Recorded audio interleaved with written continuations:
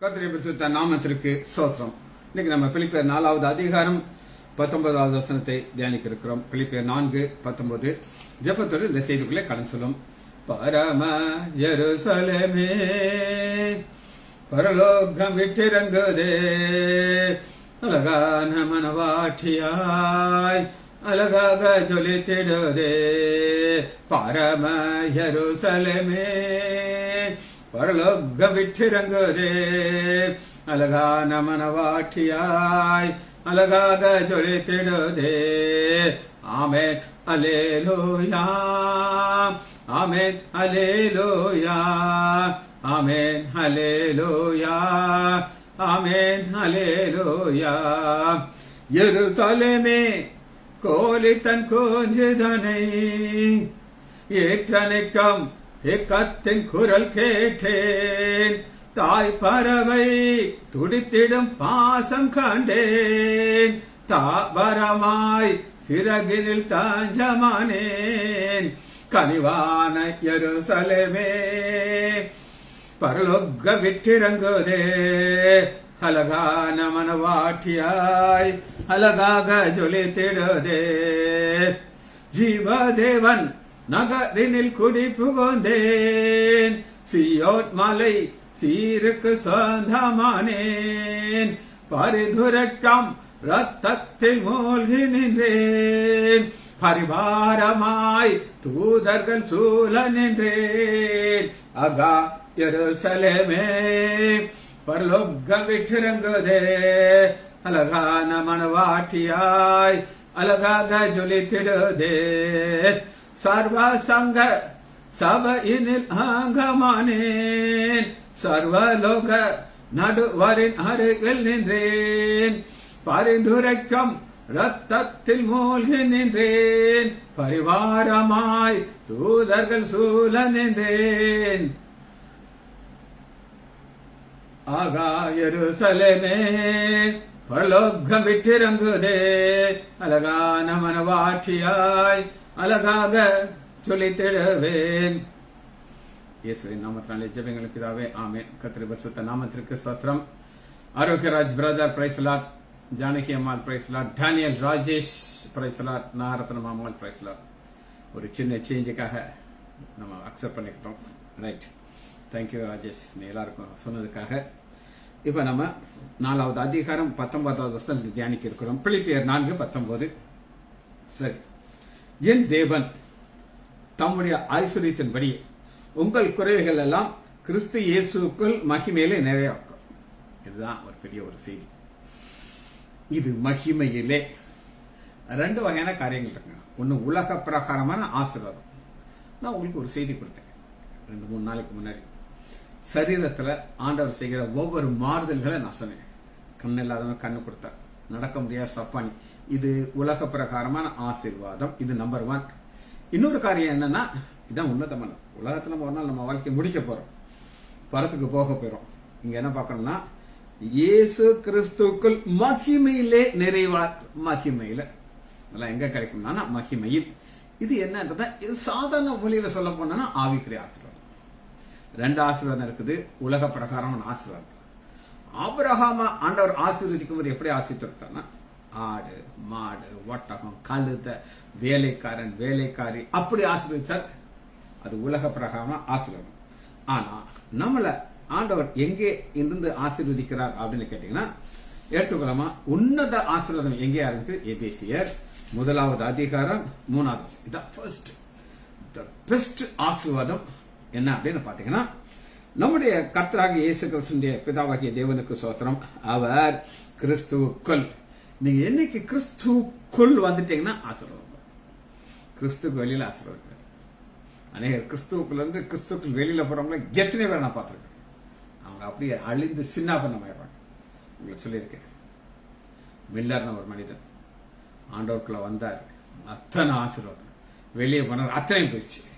கிறிஸ்துவுக்குள் உன்னதங்களிலே, பிறகு உன்னதங்களிலே இங்கதான் நம்ம போக போயிடும். அந்த இடத்துக்கு நம்ம போகும்போது மகிமை அன்னைக்கு எல்லாத்தையும் நிறைவாக மாற்றோம். அப்ப இதுதான் நம்ம புரிந்து கொள்ள வேண்டிய காரியம். ரைட். ஆவிக்குரிய சகல ஆசீர்வாதத்தில் நம்மை ஆசீர்வதித்திருக்கிறார். Past tense, ஆசீர்வதிச்சிட்டார். நம்ம என்னன்னா அதை சஸ்டெயின்ட் அந்த ஓட்டத்தை ஓடி ஓடி ஓடி அதை நம்ம பெற்றுக்கணும். ஒரு நாள் வரும், நல்லது உண்மையின் மொத்தமான ஊழியக்காரனே, நீ கொஞ்சத்துல உண்மையா இருந்தா. இந்த ஷிஃப்ட் ஆஃப் டைம் வந்து எனக்கு ரொம்ப ஒரு கஷ்டமான காரியம். எதற்காக இதை நான் மாற்ற வேண்டியிருக்கு அப்படின்னு நீங்க கேட்டீங்கன்னா, நான் முந்தி டெய்லி மத்தியானம் ஸ்விம்மிங் போவேன். வெயில தாங்க முடியல, நிறைய அலர்ஜி ஆகுது எனக்கு, அந்த ஹீட் எனக்கு ஒத்துக்கிட முடியல. அப்போ நான் நினைச்சேன் கொஞ்சம் ஏர்லியாக ஒரு 1/2 மணி நேரம் ஆரம்பிச்சாச்சுன்னா முடிச்சுட்டு ஹாஸ்பிட்டலுக்கு போகிற கரெக்ட் டயத்துக்கு போக வேண்டியிருக்கேன். தொழிலையும் நான் உண்மையாக இருக்க வேண்டியிருக்கு. இதில் ஒரு 1/2 மணி நேரம் ஷிஃப்ட் பண்ணுறதுல எந்த மரத்தில் வர கஷ்டம் இருக்கா நான் விசுவாசிக்கிறேன். சரி, ஆசீர்வதித்திருக்கிறார். இப்போ நீங்களும் நாம் ஒரு கனெக்ஷனில் இருக்கோம். இந்த கனெக்ஷன் நம்ம துன்னதத்தில் எப்படி வரும் அப்படின்னு கேட்டீங்கன்னா, நாளை தமக்கு முன்பாக அவருக்கு முன்பாக நம்ம நிற்கணும். இப்போ நான் திருவனந்தபுரத்தில் இருந்தேன், இன்னைக்கு விருதுநகர்ல இருக்கு. ஆனால் அதே டீச்சிங், அதே போதகர், அதே தான். முன்பாக அன்பில் பரிசுத்தமா இருப்பது. அன்பில் பரிசுத்தம் தாங்க. அன்பில் பரிசுத்தங்கிறது என்ன அப்படின்னு கேட்டீங்கன்னா, அன்பு பல வகையான அன்புகள் வரும். உலக பிரகாரமான ஒரு அன்பு வரும். ஆனா அது எப்படி போகும்னே தெரியாது. கொஞ்ச நாளில் அந்த அன்பு ஒரு கொடுமையாக மாறிடும். ஆனா அன்பில் பரிசுத்தம் உள்ளவர்கள் நாம் அவனுடைய அன்பை ருசிக்கணும். அவர் மேல் நாம் வைத்திருக்கிற அன்பை காட்டணும். எப்படி காட்ட முடியும்? வார்த்தையை வாசிக்கணும், தியானிக்கணும், போதிக்கணும், ஆண்டவருக்காக வைராக்கியம் ஓடிக்கொண்டே இருக்கணும். குற்றம் இல்லாதவர். இன்னைக்கு நம்ம குற்றம் இருக்கா? எஸ் இருக்கு. ஆனா அந்த மகிமையில நம்ம போகும்போது குற்றம் இல்லாததற்கு அவர் உலக தோற்றத்துக்கு முன்பாக நம்மை கிறிஸ்துவுக்குள் நம்மை தெரிந்து கொண்டபடியே நம்பர் 1 தெரிந்து கொள்ளுகிறார். தெரிந்து கொண்டுட்டு அடுத்து என்ன செய்யறாரு அப்படின்னு கேட்டீங்கன்னா, 12வது வசனத்துல முன் குறிக்கப்பட்டு, நாங்கள் முன் குறிக்கப்பட்டு, ஒரு கூட்டத்தார் முன்பு குறிக்கப்படுகிறார். இங்க ராஜேஷ் இருக்கிறார், ஜானகி அம்மா இருக்காங்க. இவங்க எல்லாருமே ஆண்டவர் அறியாத மக்கள். ஆனா ஆண்டவர் அவங்கள முன் குறிச்சனால நீங்க நம்ம முன்னாடி நிக்கிறாங்க. அதே நேரத்தில் பாத்தீங்கன்னா 12வது வசனத்துல முன் குறிப்பிட்டு கடைசியில தெரிந்து கொள்ளப்பட்டோம். நாங்க தெரிந்து கொள்ளப்பட்டோம், நம்மை தெரிந்து கொண்டபடியே தெரிந்து கொள்ளப்பட்டோம்ங்கிற ஒரு உணர்வு நமக்கு வரணும். We are all chosen people. சரி, அடுத்து இதுல என்ன ஆசீர்வாதம் நமக்கு? இதான் ஸ்டாண்ட் அப்படின்னு நான் உங்களுக்கு சொல்லுங்க. இது பரலோகத்துல மகிமையில. 2வது ஆசீர்வாதம் 5வது வசனத்தை பார்க்கிறோம். எபேசியர் 1:5, பிரியமானவர்கள்.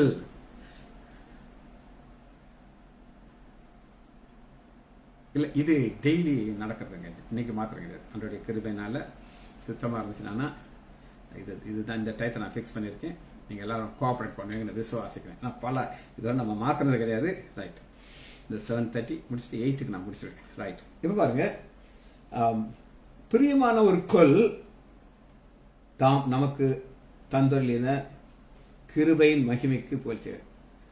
கிருபையின் மகிமை. கிருபை அப்படின்னா என்ன அர்த்தம் அப்படின்னு, தகுதி இல்லாதவர்களுக்கு கொடுக்கறதா கிருபை. ஒரு பிச்சைக்காரன் இருக்கான், பிச்சை கேட்கும் போது ஒருத்தர் மனதிறங்கி ஒன்ன கொடுத்துட்டாரா, அது கிருபை. ஏன்னா அவனால டிமாண்ட் பண்ண முடியாது. ஆனா ஒருத்தங்க வேலை பார்க்கறாங்க, அவங்களுக்கு சம்பளம் கிடைக்க வேண்டியது ரூல், அவங்க கொடுத்துதான். இந்த கிருபையின் புகழ்ச்சிக்கு என்ன அப்படின்னு நீங்க கேட்டீங்கன்னா, இந்த கிருபையை நம்ம இன்னும் கொஞ்சம் ஆழமா பார்க்க போயிடும்.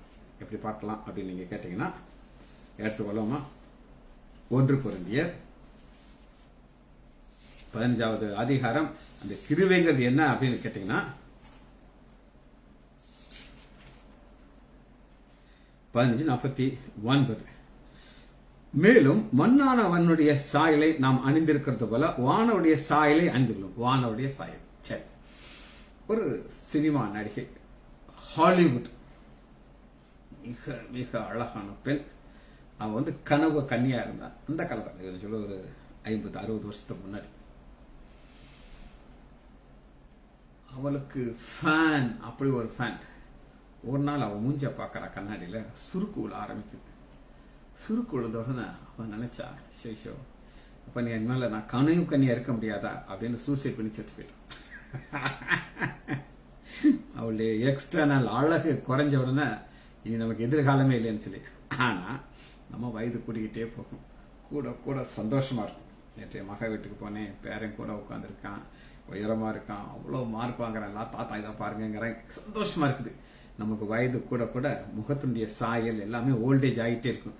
ஆனா ஆண்டவர் என்ன கொடுக்க போறாருன்னா வானவருடைய சாயல், ஆண்டவராகி இயேசு கிறிஸ்துடைய சாயலை நமக்கு கொடுக்க போகிறோம். புரியுது உங்களுக்கு? அதனால இது மகிமையில கிடைக்குது, இங்க கிடைக்காது. இந்த பாப்போமா 50 சகோதரரே, நான் சொல்றேன், மாமிசம் ரத்ததும் தேவனுடைய ராஜ்யத்தை சுதந்திரிக்க மாட்டாது. அழிவுள்ளது அழியாமே சுதந்திரிக்கிறது.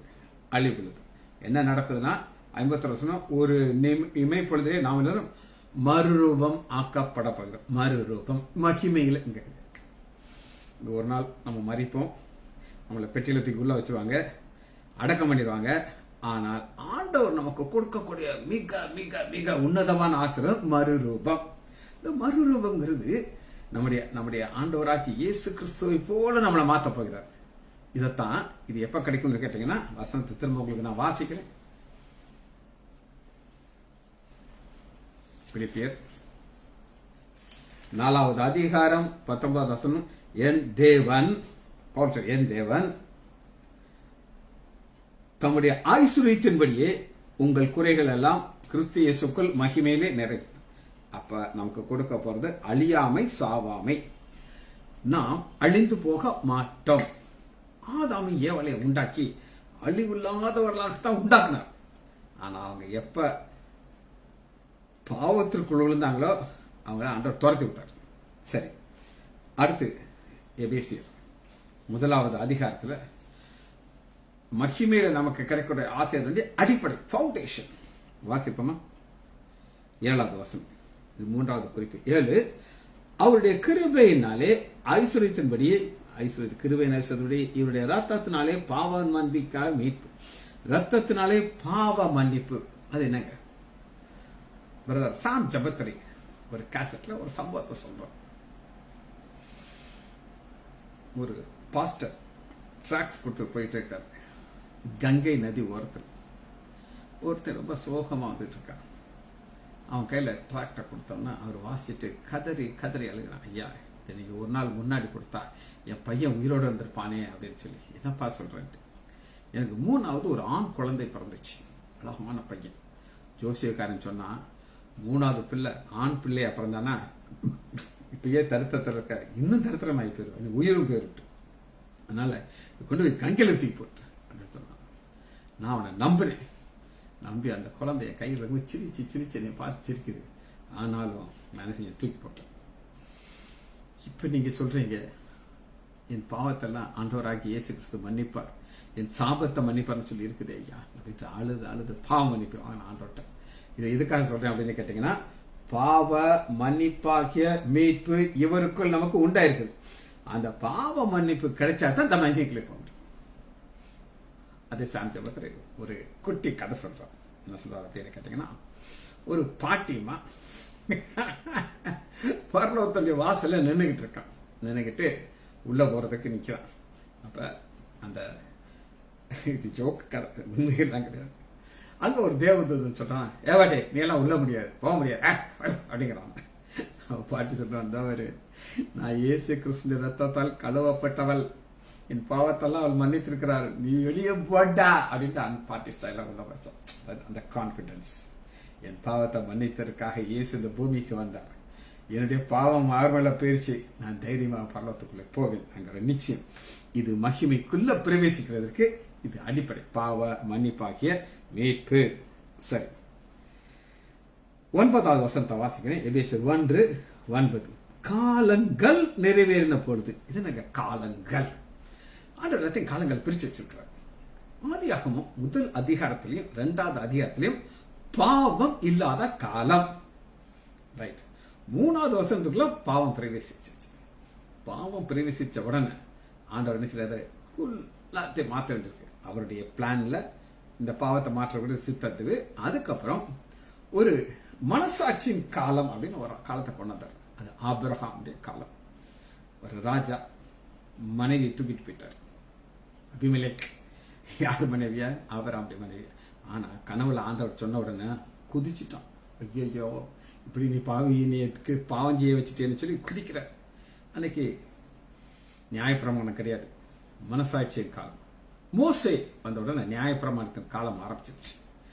மோசே வந்த உடனே நியாயப்பிரமாணம் காமிச்சு, ஆனா நம்முடைய ஆண்டவராகிய இயேசு கிறிஸ்து வந்த உடனே நியாயப்பிரமாணத்தை முடிக்கிறாரு, கிருபையின் காலத்தை ஆரம்பிக்கிறார். அது எப்படின்னா, ஒரு விபச்சாரத்துல பிடிப்பட்ட பெண்ணை கொண்டாங்க.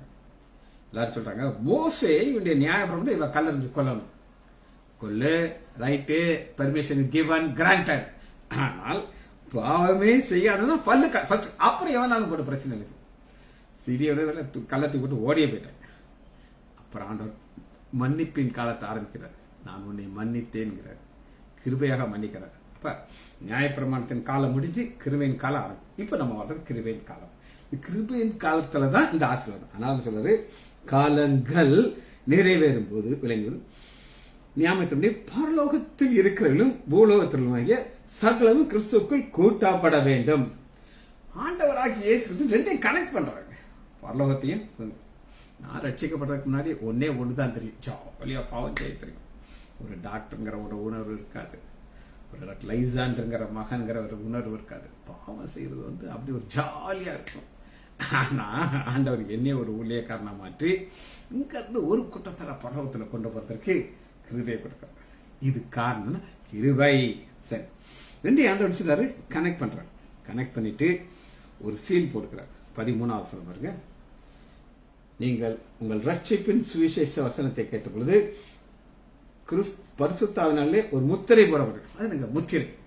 இப்பெல்லாம் போஸ்ட் ஆபீஸ்ல யாருமே கவர் வாங்குறது கிடையாது, போஸ்ட் ஸ்டாம்ப் வாங்குறது கிடையாது. ஆனா எங்க காலத்துல எல்லாம் அனுப்பினா கொரியர்லாம் கிடையாது. அப்ப ஒரு கவர்ல 10 ரூபாய்க்கு ஒரு ஸ்டாம்ப்னு இருக்கும், அதை அவர் ஒட்டிடும்.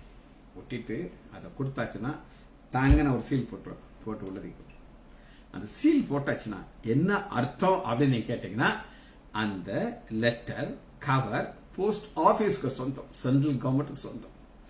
உங்கதான் இருந்துக்கிட்டும் நீங்க கேட்க முடியாது. ஏன் அதை கொடுங்கன்னு கொடுக்க மாட்டார். இது அப்பா இது எங்க வந்துருச்சு, எப்ப உள்ள பெட்டியில போட்டையோ அவர் சீலை போட்டாச்சுன்னா அது அவருக்கு சொந்தம். அப்புறம் டெலிவரி இடத்துல தான் போய் அது உங்களுக்கு கிடைக்கும். அதுபோல இன்னைக்கு நமக்கு ஆண்டவர் சீல் போட்டுட்டார், இது என் பிள்ளை, எனக்கு சொந்தம், இது கட்டாயம் பரலோகத்துக்கு வரும். அது எப்படி அதை சொல்றாரு அப்படின்னு கேட்டீங்கன்னா, எபேசியர் 4வது அதிகாரம் 30 அன்றையும் நீங்கள் மீட்கப்படும் நாளுக்கு என்று முத்திரையாக பெற்ற தேவனுடைய பரிசுத்தாவின் துக்கப்படுதல். முத்திரையாக பெற்ற மீட்கப்படும் ஒரு நாள் இன்னைக்கு நமக்கு. இந்த மீட்கப்படும் நாளில் தான் மகிமைக்குள்ள போக இருக்கிறோம். அதுவரை இந்த உலகத்தில் நம்ம வாழ்ந்து கொண்டே இருக்க வேண்டியதான்.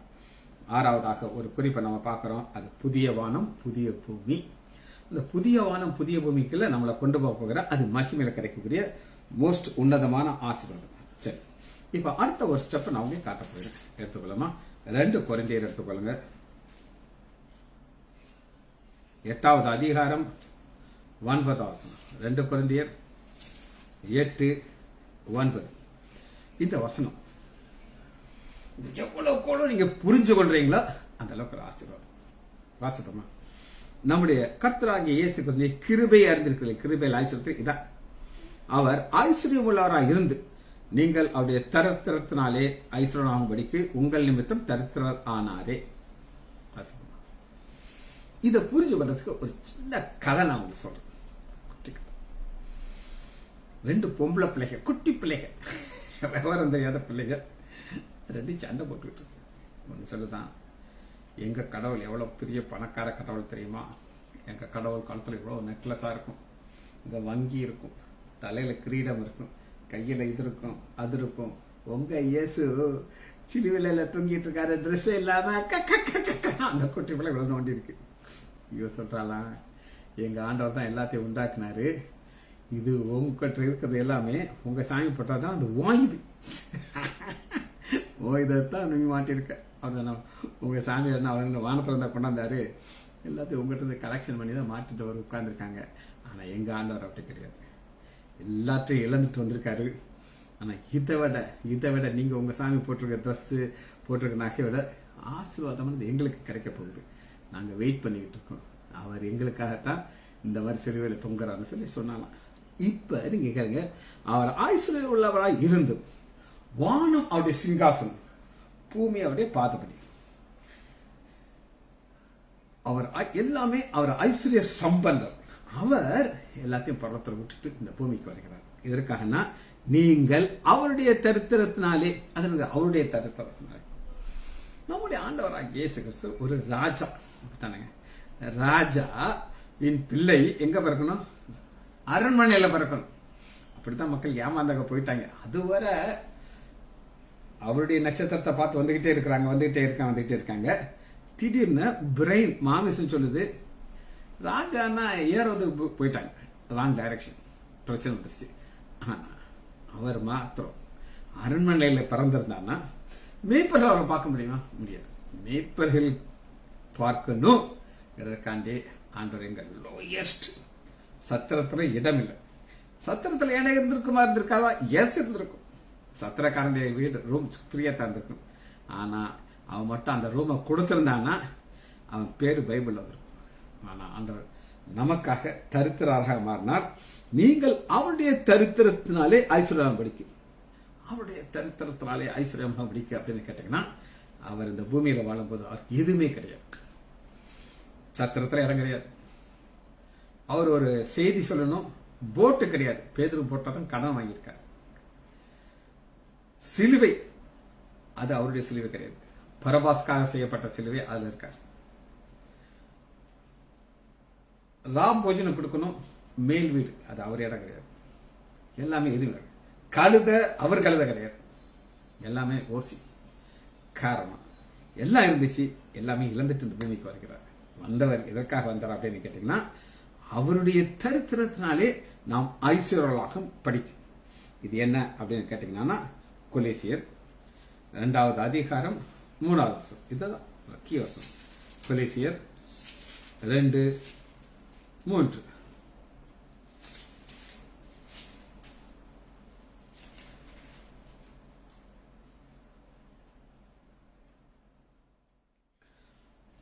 அவர்களுடைய இருதயங்கள் தேற்றப்பட்டு அவர்கள் அன்பினால் இணைக்கப்பட்டு பிதாவாகிய தேவனுக்கும் கிறிஸ்துவுக்கும் உரிய ரகசியத்தை அறிந்து கொள்ளுகிற உணர்வின் பூரண நிச்சயத்தோடு எல்லா ஐஸ்வர்யத்திற்கும் உரியவராக வேண்டும் இப்படி விரும்புகிறேன். பவுல் கொலேசு சபைக்கு எழுதும் பொழுது எனக்கு ஒரு ஆசை இருக்கு. அது என்னன்னா, இந்த ரகசியம். அது என்ன ரகசியம் சொல்லுங்க?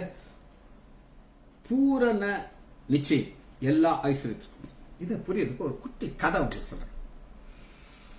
ஒரு அப்பா கோடீஸ்வரர், பெரிய கோடீஸ்வரர். அவனுக்கு ஒரு மகன், தருதல பையன். அவன் நிறைய காசு இருந்தானா வேலை செய்யணுங்கிற அவசியம் இருக்காது. அவன் செலவழிக்கிறதெல்லாம் பார்த்துட்டு அவங்க அப்பா சொல்லியிருக்காரு, டேய் இப்படி இருந்தா ஒன்னா நீ பாப்பராகி போயிடுவடா, என்னடா இப்படி இருக்கேன்னு சொல்லி அப்பாவுக்கு ஒரே ஒரு சத்தியம் பண்ணி கொடுக்கணும். சத்தியம் தானே? ஆமா, அது இப்ப கிடையாது, அப்பா செத்ததுக்கு அப்புறம். எப்பா சொல்லு, நான் உனக்கு சத்தியம் பண்ணி கொடுக்குறேன், ஒன்றும் பிரச்சனை இல்லைன்னு சொல்றாரு. இதே ஸ்பீட்ல நீ போனேன்னா நீ ஒன்றும் இல்லாம போயிடுவ. ஒரு நாள் மனம் உடைஞ்சு போய் சாகணும்னு முடிவு பண்ணும். என்னப்பா கதை? நான் சொல்றேன், அப்பாவுக்கு ஒரே ஒரு சத்தியம் தான் கேட்டிருக்கேன், வேற ஒன்றும் கேட்கல. அடுத்து என்னப்பா சொல்ல, ஒரு இடத்த சொல்றாரு, அந்த இடத்துல நான் ஒரு தூக்கு மாட்டி வச்சிருக்கேன். என்னது? தூக்கு கயிறு மாட்டி வச்சு. ஏன்னா உனக்கு கஷ்டம் இருக்கக்கூடாது பத்தியா. என்னைக்கு நீ முடிவு எடுக்கிறையோ அன்னைக்கு இப்படித்தான் நீ சாகணும், இப்படித்தான் சாகணும். அந்த இதுல தூக்கு, உனக்கு சேர்லாம் போட்டு வச்சிருக்கேன், அந்த சேர்ல ஏற வேண்டியதான். உன் கழுத்தை அதை மாட்டிட்டு நீ கீழே விழுந்து அங்க சாகணும். அது ஒண்ணு மட்டும் அப்பாவுக்கு சத்தியம் பண்ணி கொடுக்கணும். ஒன்றும் பிரச்சனை அப்பா, நீ சாகு, அதுக்கு மீதியில நான் பாருங்க சொன்னதுக்கு அப்பா சொன்னாப்புல நடந்துருச்சு. என்ன நடந்துருச்சு? எல்லாம் போயிடுச்சு. அதுவரை கூட ஜிங்சாங் போட்டவங்கலாம் பறந்தே போயிட்டாங்க. கடைசியில நொந்து போய், சரி அப்பா கடைசி ஆசையை நம்ம நிறைவேற்றோன்ட்டு இந்த இடத்துக்கு போறான். சொன்னாப்புல அங்க ஒரு தூக்கு தொங்கிக்கிட்டு இருக்கு, கயிறு, சேரு போட்டிருக்காரு. அப்பா இருந்தாலும் நல்ல அப்பா தாங்க, நமக்கு இது கூட கஷ்டப்படுத்தக்கூடாதுன்னு செஞ்சாரு. அங்க போய் மாட்டிட்டு, எப்பா நீ இருக்கிற இடத்துக்கு நானும் வருகிறேன் அப்பா, என்னை கூட்டிட்டு போப்பா அப்படின்னு ஒரு பாட்டெல்லாம் பாடிட்டு டங்கனை விழுகுறான். விழுந்தா என்ன ஆகுதுன்னு கேட்டீங்கன்னா, அது ஒரு ஃபால்ஸ் ரூஃப். அது உடஞ்சிக்கிட்டு கீழே விழுகுது. அங்க இருந்து தங்கமா காசா விழுகுது, பணமா விழுகுது. அப்பாக்கு இவனுக்கு அந்த நேரத்துல எல்லாத்தையும் சேர்த்து வச்சுட்டாரு. இவன் வருவான், அன்னைக்கு தான் ரியலைஸ் பண்ணுவான்ட்டு அது எல்லாத்தையும் பத்திரமா எடுத்து அப்பா விட்டு போன தொழில செய்து அப்பாவோட மேல வந்ததாக ஒரு கதை. இது பாருங்க, இந்த கதையை நீங்க யோசிச்சு பாருங்களேன். உரிய ரகசியத்தை அறிந்து கொள்ள முடியும். அப்பா சொல்லியிருந்தாரு வச்சுக்கோங்க, மேல காசு அதை எடுத்து காலி பண்ணியிருப்பான். அது ரகசியம், மகிமையில உள்ள ரகசியம். அது அறிந்து கொள்வதற்கு உணர்வேன் பூரண நிச்சயத்தோடு எல்லா ஆச்சரியங்களும் விரும்புகிறேன். இதற்கு அவர் என்ன செய்தார் அப்படின்னு கேட்டீங்கன்னா 9வது வசனம். ஏனென்றால் தேவதத்துவத்தின் பரிபூர்ணம் எல்லாம் சரீர பிரகாரமாக அவருக்குள் வாசமாயிருக்குது. தேவதத்துவத்தின் பரிபூர்ணம்ங்கிறது என்ன அப்படின்னு நீங்க கேட்டீங்கன்னா, இன்னைக்கு நம்மளால புரிந்து கொள்றது ரொம்ப கம்மி தாங்க. பிதாவை புரிந்து கொள்றது கம்மி, ஆண்டவராக இயேசு கிறிஸ்துவை புரிந்து கொள்றது பரிசுத்தமானது இன்னும் கம்மி. ஆனா இது எல்லாமே பரிபூர்ணம். எல்லாத்தையும் என்ன செஞ்சிட்டாரு? இயேசு கிறிஸ்துக்குள்ள வச்சார், சரீர பிரகாரம் வச்சிட்டார். மேலும் அவருக்குள், ஏனென்றால் தேவதத்தில் அவருக்குள் வாசமா இருக்கிறது. எப்ப நம்ம அவரை புரிந்து கொள்றோமோ எல்லா சமாதானம் நமக்கு கிடைக்கும். இன்னொரு வசனத்தை வாசிப்போம். கொலோசியர் 1வது அதிகாரம் 19. சகல பரிபூரணமும் அவருக்குள் வாசமா இருக்குது. அந்த பரிபூரத்துல ஒன்ன மட்டும் போல் காட்டுகிறார். அது என்ன அப்படின்னா, அவர் சிலுவையிலே சிந்தின ரத்தத்தினாலே சமாதானத்தை உண்டாக்கி பரலோகத்தை பூமியத்தை ஒப்போராக்குறார். ரெண்டையும் கனெக்ட் பண்றாரு. நம்ம எங்க கண்களை மூடும்போது பரலோகத்துல நம்முடைய கண்களை தரும். ஒரு வசனத்தை வாசி நம்ம செய்தியை முடிக்க போயிடும். 1 கொரிந்தியர் 1வது அதிகாரம் 1 கொரிந்தியர் 1வது அதிகாரம் 5வது வசனம். நீங்கள் இயேசு கிறிஸ்துவுக்குள்ளாய் எல்லா உபதேசத்திலும், இந்த உபதேசம் தாங்க ரொம்ப ரொம்ப முக்கியம். இன்னைக்கு நம்ம அந்த மகிமையில போய் அவருடைய எல்லாத்தையும் நம்ம பெற்றுக்கொள்றதுக்கு உபதேசம். அந்த டீச்சிங்ல கொஞ்சம் இங்கங்க போயிடக்கூடாது. யோகாவா சாட்சின்னு ஒருத்தன் வருவான், எவனோ வருவான், நீங்க அசையாம இருக்கணும். உபதேசத்திலும் எல்லா அறிவிலும் மற்ற எல்லாவற்றிலும் சம்பூர்ணமா இருக்குது. இந்த சம்பூர்ணங்கிறது என்ன அப்படின்னு கேட்டீங்கன்னா, இந்த பூமியில உங்களை யாருமே அசைக்க முடியாதபடி அந்த வாழ்க்கையை நீங்க வாழ்ந்து கொண்டே இருந்தீங்கன்னா அவர் என்ன செய்வார்? 8வது வசனத்தை, நம்முடைய கர்த்தராகிய இயேசு கிறிஸ்துடைய நாள் வரும் அன்னைக்கு நீங்கள் குற்றம் இல்லாதபடி முடிவு வந்து உங்களை ஸ்திரப்படுத்துவார். இந்த முடிவு விரைவும் ஸ்திரப்படுத்துறதுக்கு நம்ம டாக்டரின்ல ரொம்ப கேர்ஃபுல்லா இருக்கணும். எந்த ஒரு டாக்டர்னாலும் யார் உங்களை வழி நடத்துகிறார்களோ இந்த போதத்தை போய் கேட்கணும். கேட்டா தான் உங்களுக்கு அந்த ஆசீர்வாதம் கிடைக்கும். ஒரு பேசிக்கான காரியத்தை நம்பர் 1 ஃபெய்த், விசுவாசம். இந்த வாழ்க்கையில ஆண்டவர் மேல எவ்வளவு விசுவாசத்தோடு ஓடுறீங்களோ அந்த ஆசீர்வாதம். 2வது தாழ்மை. உங்களுக்குள்ள ஒரு சின்ன பெருமை வந்துருச்சா சாத்தா வந்துட்டான்னு அர்த்தம்.